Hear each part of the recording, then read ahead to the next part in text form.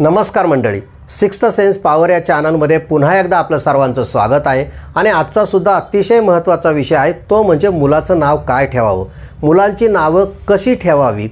बऱ्याच वेळाला असं होतं की मुलगा किंवा मुलगी जन्माला येते आणि सगळ्यात महत्त्वाचा प्रश्न असतो की मुलाचं नाव काय ठेवावं।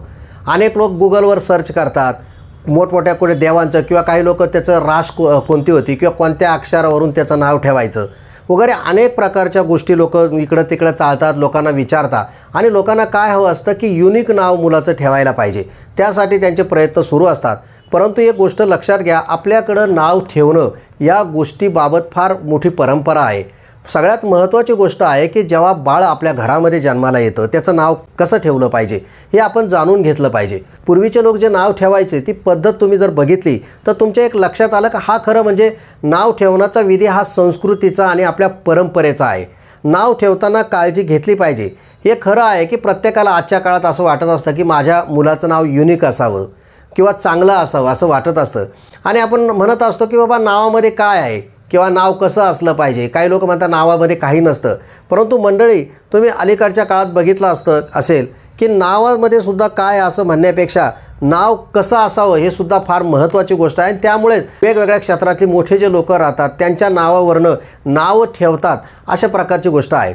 आता मुलाचं नाव जन्माला आल्यानंतर काय ठेवावं याच्याबद्दल मी तुम्हाला सांगणार आहे। तर मंडळी, आपल्या घरामध्ये जेव्हा मूल जन्माला येतं, लक्षात घ्या हा आनंदाचा दिवस असतो आणि मुलगा जेव्हा जन्माला येतो आपल्या घरामध्ये तर जेव्हा आपण नाव ठेवतो तर त्या नावामध्ये म्हणजे नाव ठेवण्यामध्ये सगळ्यांचा सहभाग असला पाहिजे। आणि सगळ्यात महत्त्वाची गोष्ट, आपण जे नाव ठेवणार आहे त्यामध्ये प्रेमाचा ओलावा ह्या गोष्टी असल्या पाहिजे आणि मग आपण जे नाव ठेवतो आणि प्रेमाने सगळे आपण त्याला बोलतो। जसं आपण टोपण नाव, पूर्वीपासून टोपण नाव ठेवण्याची प्रथा आहे, तशा पद्धतीने टोपण नावाने सुद्धा आपण त्याला हाक मारतो। परंतु नाव ठेवण्यामागं जो हेतू आहे तो मंडळी लक्षात घ्या, कारण जेव्हा पूर्वी लोक नाव ठेवायची तर त्यावेळेला त्यावेळची जी परिस्थिती होती त्यानुसार ती नावं असायची। म्हणजे पूर्वीचं एखादं उदाहरण जर तुम्ही घेतलं तर एखाद्या घरामध्ये आध्यात्मिक वातावरण असेल, सगळी मंडळी देवधर्म करता किंवा आध्यात्मिक कोणी कीर्तनकार आहे, त्यांना अध्यात्माची प्रचंड आवड आहे आणि अशा घरामध्ये जेव्हा मुलं किंवा मुली जन्माला यायच्या तेव्हा त्यांची नावं बघा कशी असायची।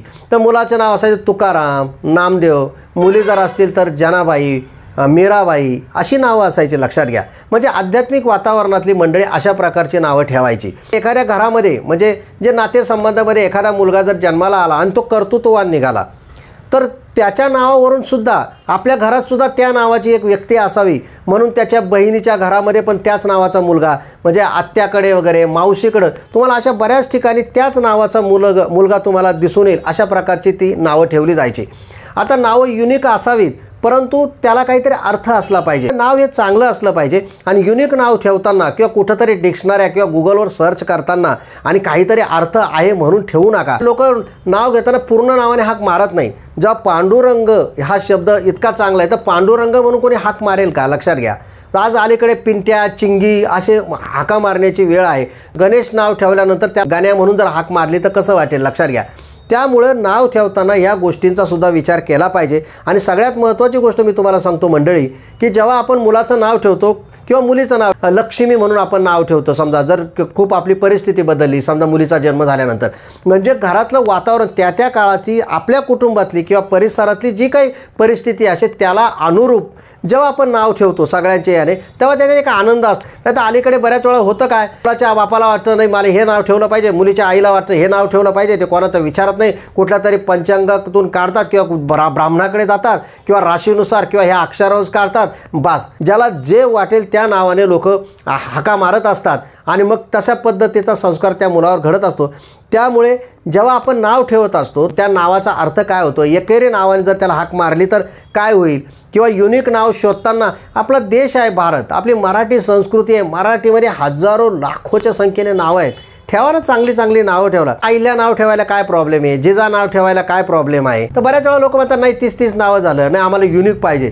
तर मंडळी, नाव हे फार महत्त्वाची गोष्ट आहे, त्यामुळे नाव ठेवताना आपण योग्य तो विचार केला पाहिजे आणि सगळ्यांना आपण विचारून आणि एक चांगलं नाव ज्याला आपण हाक मारताना सुद्धा आपल्याला आनंद वाटला पाहिजे, त्या मुलाला सुद्धा असं वाटलं पाहिजे किंवा त्या मुलीला सुद्धा असं वाटलं पाहिजे माझं नाव हे आहे तर मी तशीच राहिली पाहिजे।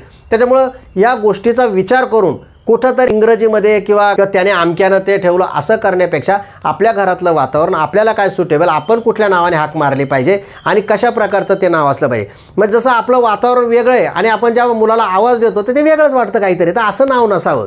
ते नाव असं असलं पाहिजे की सगळ्यांना त्याला हाक मारता आली पाहिजे, त्याला आवाज देता आला पाहिजे, त्या मुलालासुद्धा प्रसन्न वाटलं पाहिजे, कारण तो आपल्या संस्कृतीत वाढला पाहिजे. आणि मग ती मुलं त्यांना ते म्हणून तुम्हाला सांगतो मंडळी का नाव काय ठेवावं, नाव काय आहे याला फार महत्त्व आहे. त्यामुळे जेव्हा तुम्ही तुमच्या घरामध्ये मुलाचा किंवा मुलीचा जन्म होईल तेव्हा त्याची परिस्थिती, त्या काळामध्ये मुलाचा जन्म झाल्यानंतर काय घडलं, मुलीचा जन्म झाल्यानंतर काय घडलं, या सगळ्या परिस्थितीचा विचार करा. आणि युनिक नाव खूप आहे मराठीमध्ये, काही तुम्हाला डिक्शनऱ्या शोधायची अजिबात गरज नाही आहे. तर माझं मत आहे का त्या पद्धतीने आपण अशा प्रकारचे नाव ठेवावं. आणि जे नाव काय ठेवावं, जसं मी तुम्हाला सांगितलं का पूर्वीची पार्श्वभूमी कशी होती, नावं ठेवण्यामागे काय हेतू असतो, काय उद्देश असतो, तर तो संस्कार, संस्कृती, आनंद आणि सगळे एकत्रितपणे येणं आणि त्याची आयडेंटिटी मुलाची किंवा मुलीची जी निर्माण होते, या गोष्टी फार महत्त्वाच्या आहेत. तर मंडळी, तुम्हाला हा व्हिडिओ आवडला असेल तर नक्की लाईक करा आणि तुम्ही नवीन असाल तर चॅनल सबस्क्राईब करा. धन्यवाद.